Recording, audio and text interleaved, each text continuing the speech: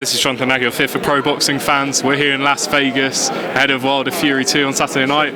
With me, Manny Robles. How are you doing, sir? I'm doing great. Thank you for having me. Pleasure.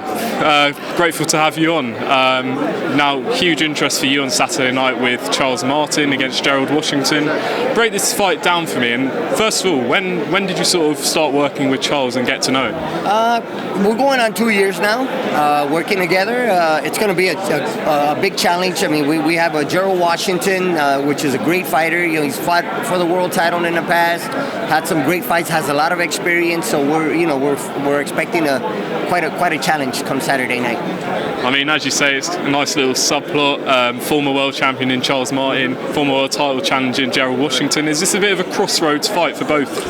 It's a make it or break it kind of fight for both fighters. To be quite honest with you, man, this is a world title eliminator. So this is it right here. I mean, if you want to move on, this is it. You got to win the fight come Saturday night to be able to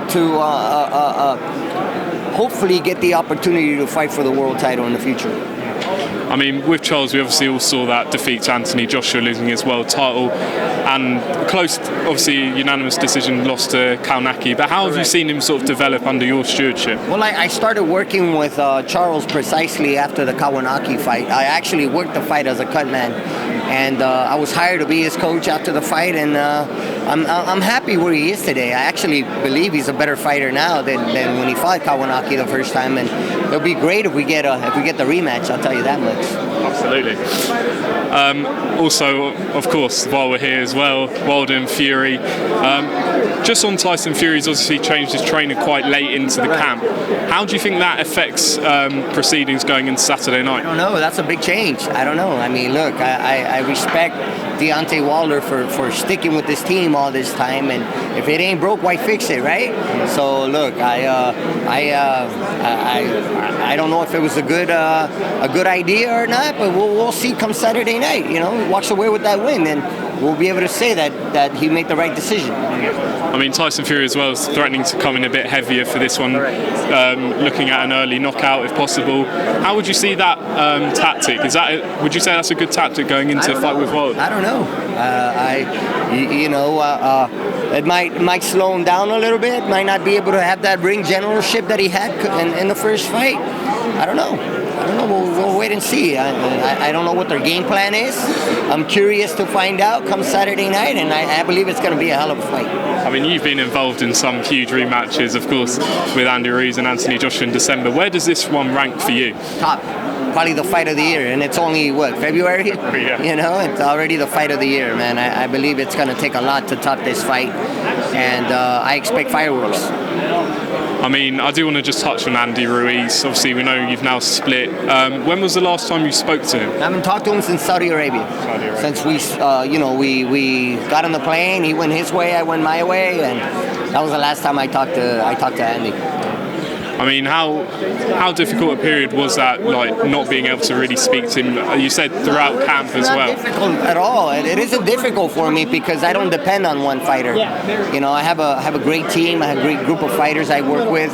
I'm here in Las Vegas today with Charles Martin, and I have other fighters back at home that I'm working with, upcoming fights. So somebody asked me the other day, are you upset? I don't have time to be upset. I'm busy. Life goes on. I wish Andy nothing but the best. I hope he wakes up and realizes that he has a great thing. I wish he could have realized that during training camp, but it's too late now. But is he capable of winning a world title again? Absolutely, but he's just got to want it.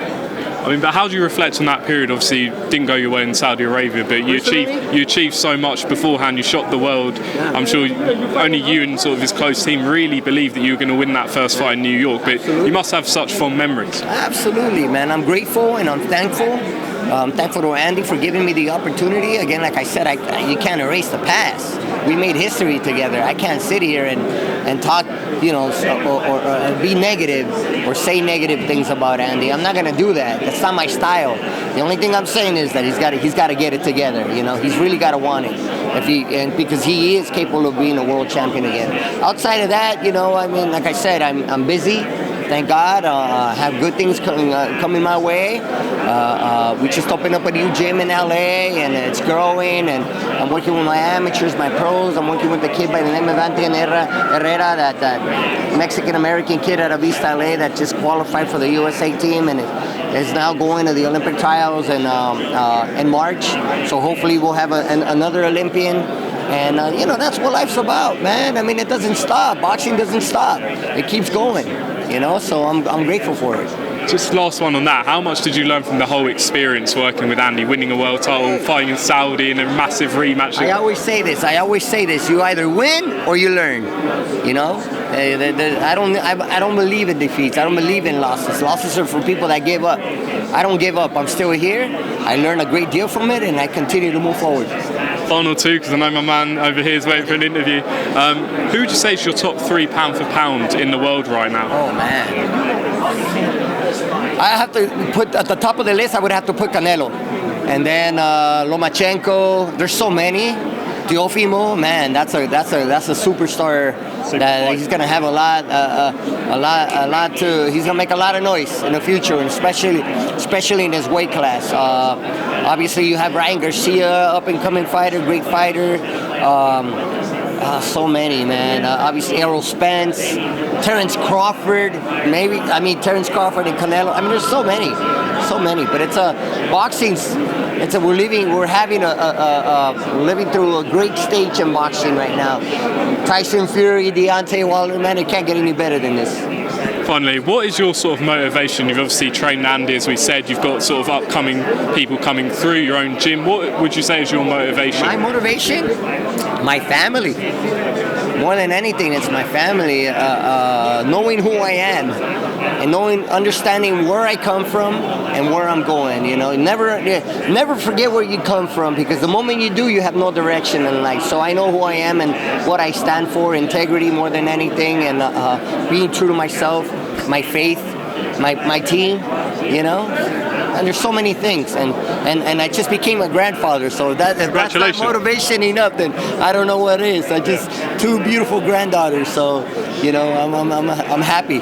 Brilliant start to the year for you. Absolutely. Manny Robles, thank you very much for your time. Been a pleasure, and we'll look forward to Saturday night with Charles Martin and of course the main event. Thank you so much. Thank you for having me.